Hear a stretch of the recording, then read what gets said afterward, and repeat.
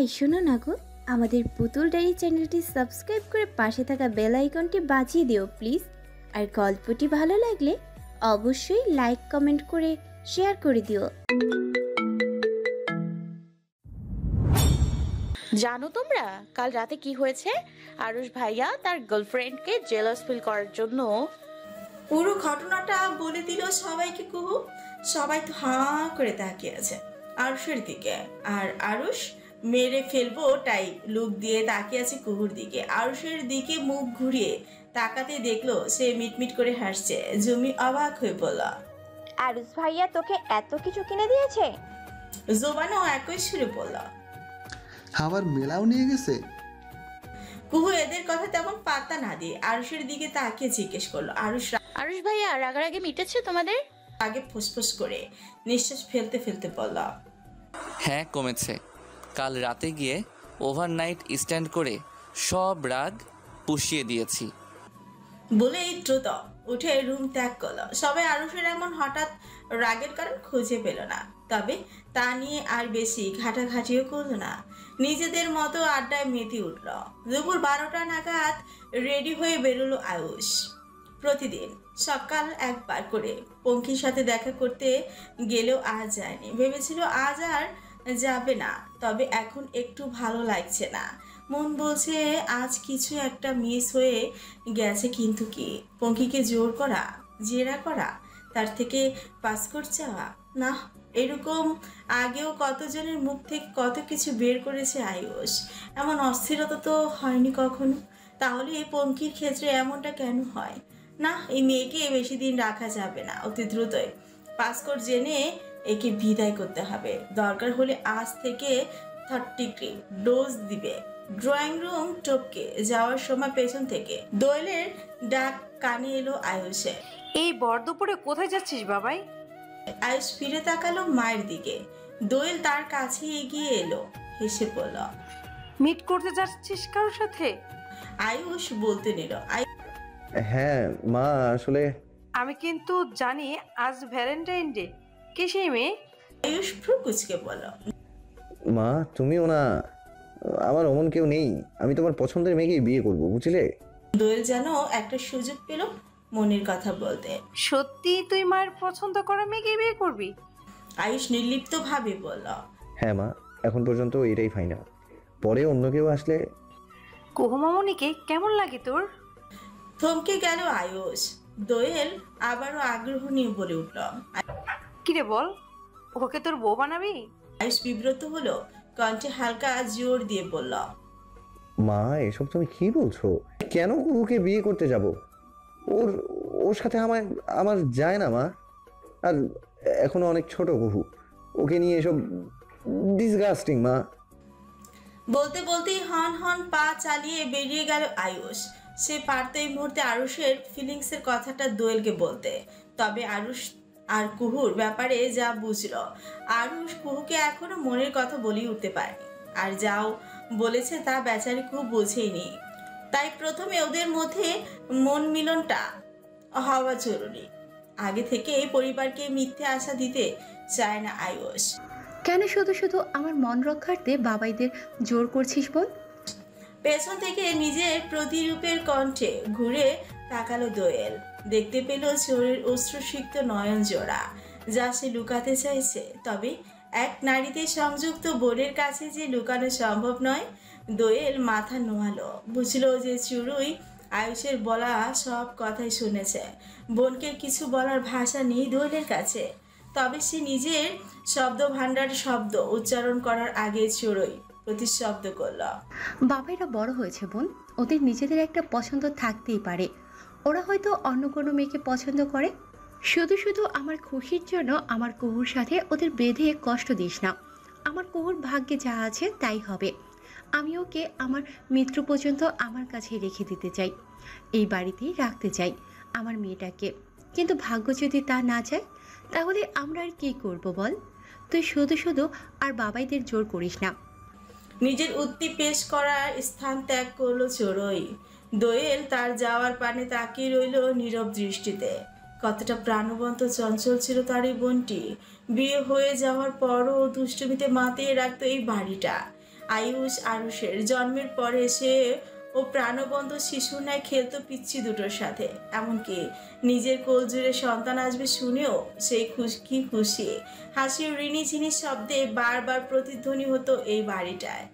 আবির ভাই মুগ্ধ নয়নে তাকিয়ে থাকতো তার চড়াই পাখির দিকে। সন্তান ভূমিষ্ঠ হওয়ার দিন সকালেও তো কত নির্মল ছিল চোরের মুখের হাসিটা। হঠাৎ কি একটা ঝড় জন্ম নিল কুহু সহ আরো একজন। একই অপারেশন থিয়েটার, একই ডক্টরের হাতে, একই মায়ের গর্ভ হতে, এমনই একই নারীতে সংযুক্ত হয়ে দুজন একসাথেই প্রাণ জুড়ালো তাদের পিতার। তারপর আর দেখা মিলল না একজনের। হারিয়ে গেল অজানার গলিতে, হাজার খুঁজেও পাওয়া গেল না সেই একজনকে। সন্তান জন্মদানের পর অজ্ঞান হয়ে থাকা চড়ুই পাখিটাও জানলো না তার দুই ফুলের কথা। জ্ঞান ফেরার পর কোলে নিতে পারলো মাত্র একটি ফুলকে। জানানো হলো সে এই একটি মাত্র ফুলেরই জন্মদাত্রী। ঘন এক নিঃশ্বাস ফেলল দোয়েল। চাইলো যে সে তার বোনটাকে আবার সেই 19 বছর আগের মতো প্রাণবন্ত করে তুলতে পারবে না। সাবিয়া ডাকে ঘোর কাটলো দোয়েলের। পেছন ফিরে তাকাতেই দেখলো হুইল চেয়ারে সুইচ টিপে তার দিকে এগিয়ে আসছে তার শাশুড়ি মা। সেই টকবগে সাবিহাও এখন অচল। দু পায়ের শক্তি হ্রাস পেয়েছে বয়স বাড়ার সাথে সাথে। পথিমধ্যে স্বামীকেও হারিয়েছে, হারালো নিজের মেজ দেবর, ছোট দেবর আর মেজ জাকেও। এখন এই বাড়ির গৌণ বিবর্তনশীল হয়ে রয়েছে সে আর ছোট্ট যা আয়েশারও বয়স হয়েছে। দুজনেরই কেউই এখন আর রান্নাঘরের হেসেলে সামলায় না, সব এখন বাড়ির 4 বৌমাই সামলায়। সে আর আয়েশা তো এখন বাড়ির দাওয়ায় বসে দিব্যি খোঁজ গল্প করতে করতেই কাটিয়ে দেয় সারাটা দিন। আমার ছোট্ট পাখিটা আর আগের মতো হলো না রে মা। দোয়েলের ভাষা নেই পরিপ্রেক্ষিতে কিছু বলা, শুধু এইটুকুই বলল, আল্লাহ চাইলে সব সম্ভব আম্মু। চুলের মুঠি ধরে দুগালে কয়েক ঘা মেরে ক্ষান্ত হলো আয়ুষ। তবে রাগ ছিটে ফোটাও কমলো না। কমবে কি করে? যাকে এত মারলো সে না একটু টু শব্দ করছে আর না চোখ থেকে এক ফোঁটা পানি ফেলছে, শুধু রাগে ফুঁসছে আর রক্ত চক্ষু নিয়ে তাকিয়ে আছে আয়ুষের দিকে। তেতে উঠে পড়ল, সাহস থাকলে হাত পায়ের বাঁধনটা খুলুন, তারপর দেখবেন এই পঙ্খী কি। আয়ুষ ঝুঁকলো পঙ্খির মুখের দিকে, দাঁতে দাঁত চেপে পড়ল। হ্যাঁ, আমি বাঁধন খুলে দেই আর তুই পালিয়ে যা, তাই না? পঙ্খি দ্বিগুণ চেঁচালো। আরে আমি কতবার বলবো আমি জানি না কোনো পাসকোড। আয়ুষও হিংস্র বাঘের মতো গর্জে উঠে বলল, তুই জানিস, আমি খুব ভালো করে জানি তুই জানিস। ওই পদ্ম ফুলের ডান হাত তুই না জানলে কে জানবে বল? পঙ্খি দৃঢ় কণ্ঠে আয়ুষের চোখে চোখ রেখে বলল, আমি জানি না, আর যদি জানতামও না তাহলে কখনোই বলবো না আমি আপনাদের। অন্যের গড়ে তোলা সাম্রাজ্য সামান্য পাসকোডের মাধ্যমে নিজেরা আত্মসাৎ করতে দেব না অন্তত আমি আপনাদের। তখন থেকে সে একই কথা শুনতে শুনতে বিরক্ত হয়ে গেছে আয়ুষ। তাদের গড়ে তোলা সাম্রাজ্য নাকি তারাই আত্মসাৎ করবে? হিমে কি বলে এসব? নিজের চুল খামচাতে খামচাতে দ্রুত পায়ে রুম ছাড়লো আয়ুষ।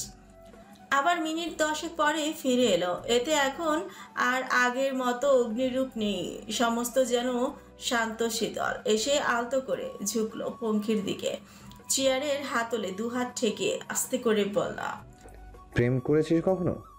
হঠাৎ এমন শান্ত কণ্ঠের অদ্ভুত প্রশ্নটি শুনে হা করে তাকিয়ে রইল পঙ্খি। তাকে চুপ থাকতে দেখে আবার একটু কণ্ঠ উঁচু করে প্রশ্ন ছুড়ল আয়ুষ, কিরে বল, প্রেম করেছিস? পঙ্খি চোখের দৃষ্টি এলোমেলো হলো, কিছু একটা ভেবে বলে উঠল, হ্যাঁ করেছি তো একবার। হঠাৎ কেন যেন আয়ুষের মনটা দগ্ধ হতে লাগলো। কেন? পঙ্খি প্রেমের কথা শুনে? কিন্তু এমন কেন হবে? পৃথিবীর কত মেয়েই তো প্রেম করে, তাদের ক্ষেত্রে তো আয়ুষের এমন জ্বলন হয় না।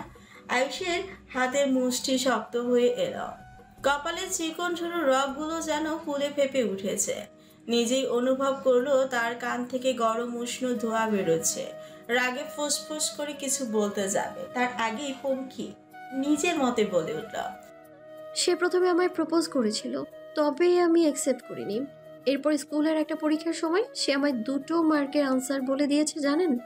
বুঝেন কত ভালো ছেলে। তাই আমি মনে মনে তার সাথে প্রেম করতাম। আয়ুষ হা করে তাকে নিল পঙ্কির এমন উদ্ভট লাভ স্টোরি শুনে। 2 মার্কের আনসার বলে দিয়েছে বলে প্রেমে পড়ল? এমনও লাভ স্টোরি হয়? কোনো মতে পঙ্কিকে প্রশ্ন করলো আয়ুষ। তা সে এখন কোথায়? একটা বারও তো খোঁজ নিল না তোর। এতদিন এখানে আটকে আছিস যে? পঙ্কি যেন খুব বিরক্ত হলো, বলল। আজব, সে কেন আমার খোঁজ নেবে এখন? সে আমাকে চেনে নাকি? সেই ক্লাস 6 থেকেই তো আমি আর তার দেখি না তাকে। রুকুচকে এলো আয়ুষের। ক্লাস 6? এইটা আবার কি? তোরা প্রেম করছিস কবে? আরে সেটা তো ক্লাস 5 এর কথা। আর আমি তো মনে মনেই প্রেম করতাম, তাকে তো আমি কখনো বলিনি। আর হায় হায়, এ কেমন প্রেম ভাই? ক্লাস 5-এ প্রেম? আল্লাহ, এরা কারা? কার সামনে এনে দাঁড় করালে আয়ুষ বিন চৌধুরীকে? আয়ুষ হাসতে হাসতে দাঁড়ানো থেকে ফ্লোরে বসে পড়ল। সেই কি হাসি তার! পেটে হাত চেপে পঙ্কির পায়ের কাছে হাঁটু ভাঁজ করে বসে পড়ল সে। হাসির মোশন একটু স্লো করতে করতে নিজের অজান্তেই পঙ্কির 2 হাঁটুতে মুখ গুজল সে। লেডিস জিন্স ভেদ করে আয়ুষের গরম নিঃশ্বাস যেন আশ্রে পড়ছে পঙ্কির হাঁটুর দিকটায়। দ্রুত হাত পা ছটফটাতে লাগলো পঙ্কি। কণ্ঠের তীব্রতা এনে বলে উঠল, এই কি কি করছেন? সরুন আপনি, সরুন। আয়ুষের যেন পঙ্কির কথা বা ছটফটানিতে কোনো খেয়ালই নেই। সে হাসতেই ব্যস্ত। বেশ কিছুক্ষণ পর কোনো মতে হাসি থামালো আয়ুষ। তবে মুখ তুলল না পঙ্কির হাঁটুর ভাঁজ থেকে। হঠাৎ কেন যেন একদম থেমে গেল আয়ুষ। মুখটা আরেকটু চেপে ধরলো, নাকে আরো একটু গভীরভাবে ঠেকলো এক মন মোহিত সুবাস। এই কেমন সুবাস! অদ্ভুত, অন্যরকম, ভীষণ অন্যরকম। আয়ুষের এই সুবাস ছেড়ে দূরে যেতে ইচ্ছে হলো না। মন চাইছে আরো একটু গভীরভাবে নিজেকে জড়িয়ে নিতে এই সুবাস, কিন্তু তা আর পারল না। পঙ্কির অস্থিরতার কারণে মেয়েটা বেশ ছটফট করছে। মুখ কুচকে মাথা তুললো আয়ুষ। পঙ্কিও থামলো। এমন নড়ছিলি কেন? চুপচাপ থাকতে পারিস না? পঙ্কি রেগে পড়ল। কি করছিলেন এটা আপনি? মাথা ঠিক আছে? আয়ুষ উঠে দাঁড়ালো। বিব্রত বোধ করলো একটু। এলোমেলো দৃষ্টিতে ফ্লোরে তাকিয়ে পড়ল। এটা তো এমনি হাসতে হাসতেই। যাই হোক, আজ গেলাম। আজকে ডোজ কম ছিল তোর, মনে রাখিস। পাসকোড বলার আগে রেহাই নেই তোর। বলিয়া দাঁড়ালো না আয়ুষ। দ্রুত বেরিয়ে এলো অন্ধকার ঘরটা থেকে। রেখে গেল বন্দি পঙ্খিকে। স্যার, আপনারা যেই ডিএনএ স্যাম্পল দুটো দিয়েছিলেন সেগুলো ম্যাচ করেনি। সামিনের কথা শুনে চরম ধাতস্থ হলো আয়ুষ আর আরুষও। তার মানে পঙ্কির সাথে সত্যিই পরিবারের কোনো কারোর সম্পর্ক নেই। ও অন্য একটা পরিবারের সন্তান। তাহলে চেহারাটা এতটা নিখুঁত মিল কি করে হয় দুজনের মানুষের মাঝে? আরুষ প্রশ্ন করলো সামিনকে। সত্যি কোনো মিল নেই? সামিন যেন শতভাগ নিশ্চিত। না স্যার, কোনো মিল নেই। এই নেন রিপোর্ট। বলে আরুষের হাতে এগিয়ে দিল ফাইলটা। আরুষ দ্রুত উল্টে চেক করলো। প্রমাণিত হলো সামিন মিথ্যে বলছে না। আয়ুষ চিন্তিত ভঙ্গিতে 2 হাঁটুতে হাত ঠেকিয়ে হাতের সেই ওপরই ভর করে নিজের থুতনি ঠেকালো। গম্ভীর কণ্ঠে বলল, কি করার এখন? আরুষ তাকালো আয়ুষের দিকে। আয়ুষ বেশ অন্যরকম ঠেকছে তার কাছে। আগে কখনোই আয়ুষ এতটা ভাবনায় বিভোর থাকতো না। তাহলে এই কেসটাতে এমন কেন? আয়ুষ আলতো হাত রাখলো আয়ুষের কাঁধে। এনিথিং রং ভাই? আয়ুষ মুখ তুলে তাকালো আরুষের দিকে, চকিত হয়ে পড়ল। নো, বাট ওই পঙ্খির এবার একটা ব্যবস্থা করতেই হবে। মেয়েটা আমার রাতের ঘুম কেড়ে নিয়েছে। শেষ কথাটা একটু আস্তেই বলল আয়ুষ। আরুষ না শুনতে পেয়ে জিজ্ঞেস করল, কি বললি? আয়ুষ সাবধানতার সহিত কথা ঘুরিয়ে বলা, নাথিং। কি করবো বল? কাল আমি যাই ব্যারেকে। সাথে সাথেই আয়ুষের মানা। নো, তোর যাওয়া লাগবে না, আমি হ্যান্ডেল করব। তবে ওই পদ্ম ফুলের সাথে যোগাযোগ করার চেষ্টা কর। আর হাতের কাছে পেলে তো। বাঁকা হাসলো আয়ুষ। কথার মানে বুঝতে পেরে হাসলো আরুষ। কুহু মামনি আছিস? কারোর ডাকে হাতে থাকা বইটা বন্ধ করলো কুহু। দরজার দিকে তাকিয়ে দেখলো তার মা দাঁড়িয়ে। বই বন্ধ করে ডাকলো কুহু। মাম্মা এসো না। চড়ুই এসে বসলো কুহুর পাশে। কুহু আর বসে থাকলো না। মাথাটা চড়ুইয়ের করে দিয়ে শুয়ে পড়লো আরাম করে। চড়ুইও কন্যার মাথায় আদুরে হাত বুলিয়ে দিতে লাগলো। রান্না শেষ মাম্মা? খিদে পেয়েছে নাকি তোর? আরে না, এমনি জিজ্ঞেস করলাম। কি করছিলি? কুহু হাতে থাকা বইটা তুলে ধরে বলল। বই পড়ছিলাম, প্রেয়সীর হৃদয় ব্যাকুল। জানো তো, এটা আমায় আরুষ ভাই গিফট করেছে। আলতো হাসল। তাই? সযত্নে কুহুর মাথায় হাত বোলাচ্ছে চড়ুই। কিছুক্ষণ নীরবতায় ছেয়ে গেল রুমটা। হঠাৎ চড়ুই বলে উঠল, আচ্ছা মামুনি, তো তোর কখনো একা একা লাগে না? কুহু মাথা তুলে তাকালো তার জননীর দিকে। তা দেখে চড়ুই বলল, বল। কুহু ফ্রুকুচকাল, বলল, একা লাগবে কেন? তোমরা সবাই তো আছোই। এই যে তুমি, বাবা, বম্মা, বড় বাবা, ভাইয়ারা, পিলো, কাম্মা, সবাই তো আছে। চড়ুই একটু ইতস্তত বোধ করে বলল, না, আসলে বলছিলাম যে কখনো মনে হয় না যে তোর একটা নিজের ভাই বা বোন থাকলে। কুহু চড়ুইয়ের কথা আটকেই বলল, আমার মাঝে মাঝে ইচ্ছে করে জানো তো মাম্মা, যে আরুষ ভাইদের মতো আমারও একটা টুইন্স থাকুক। এই যেমন তুমি আর বম্মা, কি দারুণ মিল না? এখনো অনেকে হঠাৎ করে দেখলে গুলিয়ে ফেলে তোমাদের বাবাদেরও তো। আচ্ছা মাম্মা, আল্লাহ কি পারতো না আমাকেও তোমাদের একটা টুইন্স বোন দিতে? তাহলে আমরাও আমাদের মতো একসাথে সারা জীবন থাকতাম। চড়ুইয়ের চোখ টলমল করছে। তার মেয়েটাও যে তার মতো শূন্যতা অনুভব করে। এটা কি শুধুই ভ্রান্ত ধারণা, নাকি অন্য কোনো শিকড়ের টান? মামুনি, আজ তোকে একটা কথা বলতে চাই আমি, শুনবি? বলো না মাম্মা। আর কয়েকটা দিন পরেই তোর বয়স 19 পূর্ণ হবে। আমি এখন তোকে যা বলবো তা এই 19 বছর আগের কথা। কুহু মাথাটা হালকা উঁচু করে তাকালো তার মায়ের দিকে। চোরের দৃষ্টি রুমে থাকা জানালায় নিবদ্ধ। চোখে মুখে বিষণ্ণতার ছাপ স্পষ্ট। খানিক বাদে চোরের শান্ত স্বরে বলতে লাগলো, আমার আর তোর বাবার ভালোবাসার ফল হিসেবে আমার গর্ভে এসেছিস তুই।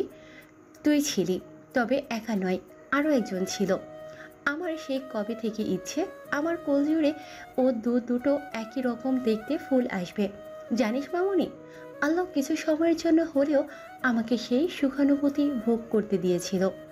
গর্ভের 5ম মাসে প্রথম আলট্রাসোনোগ্রাফির মাধ্যমে জানতে পারি এই খুশির খবরটা। তোরা দুজন। এরপর প্রায় আরও 3 থেকে 4 বার আলতা করানো হয়েছিল তোদের অবস্থা যাচাইয়ের জন্য। অবশেষে 9ম মাসে জানতে পারি তোরা আমার ইচ্ছে আমার খুশি দুজনেই আমার মেয়ে। কি পরিমাণ খুশি হয়েছিলাম জানিস মামনি, বলে বোঝানোর ক্ষমতা নেই। আমি একা নই, পুরো পরিবারটা খুশি ছিল। 3য়বারের মতো এই পরিবারে টুইন্স জন্ম নিতে চলল, যারা হবে 4র্থ টুইন্স। আমিও তোদের অনুভব করতাম সারাক্ষণ। তোদের বাবা তো আমাকে চোখের আড়ালে হতে দিত না। খাট থেকে ওয়াশরুম যেতে গেলেও বলতো, চলো আমি দিয়ে আসি। সব কিছু ঠিক ছিল।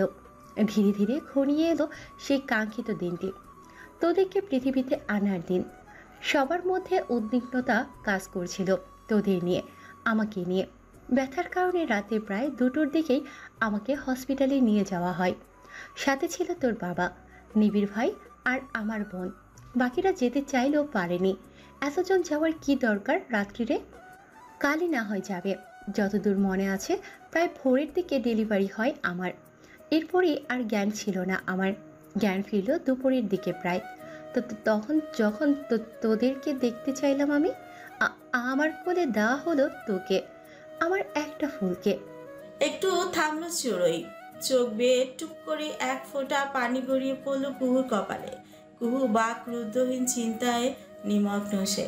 তার মানে আমারও আর একটা বোন আছে, টুইন্স। পৃষ্ঠটা আর গলা দিয়ে বের করতে পারলো না। চড়ুই বুক রপ্ত করে দম আটকে বলে উঠল,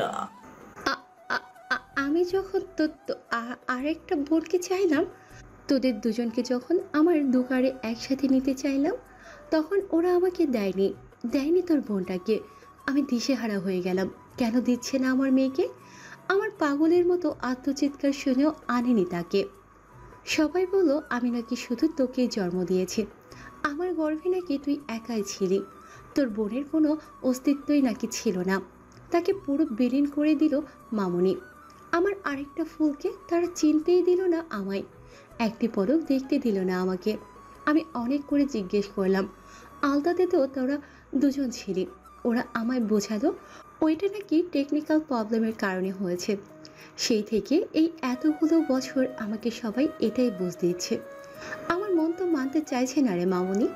আমার মনে হয় আমার আরেকটা ফুল এখনো ফুটে আছে, তার অস্তিত্ব আছে। তুই বল তো মামুনি, কখনো কারো আলতায় ভুল আসে? আর আমি তো কতবার তোদের চিত্রপট দেখেছি, সেই রিপোর্টে এতবার ভুল কি করে হয় বল না মামুনি? আমার আরেকটা ফুল ভুল কি করে হয়? আমার আরেকটা ফুল